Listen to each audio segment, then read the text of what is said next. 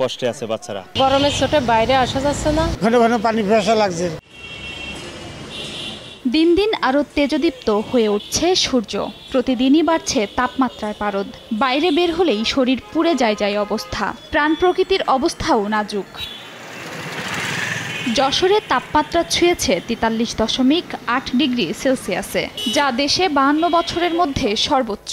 প্রচণ্ড গরমের প্রভাবে সারা দেশেই বিপর্যস্ত জনজীবন। তবে সবচেয়ে বেশি কষ্টে আছেন খুলনা ও রাজশাহী বিভাগের মানুষ। তাপপ্রবাহের উচ্চ ঝুঁকিতে রয়েছেন ২১ জেলার মানুষ।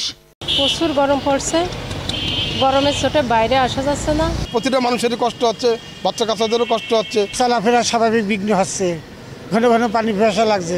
গরমে বেশি নাজেহালে আছেন শিশু বৃদ্ধরা। জ্বর, ডায়রিয়া, সর্দি কাশি ও নিউমোনিয়ায় আক্রান্ত হচ্ছেন অনেকে।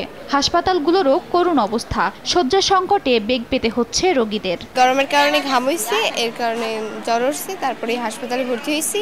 অতিরিক্ত কাশি আর জ্বর, সাইডে জ্বর আসে। ফ্লোরে এবং নিচে অনেক কষ্টে আছে বাচ্চারা। এদিকে আর একদিন পরে তাপমাত্রা কমতে পারে জানিয়ে আগামী সপ্তাহে বৃষ্টির পূর্বাভাস দিয়েছে আবহাওয়া অফিস।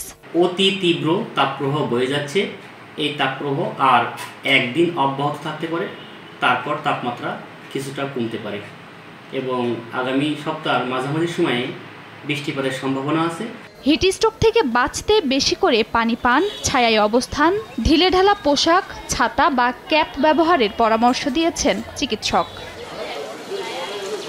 খাদিজা স্বপ্না, সময় সংবাদ।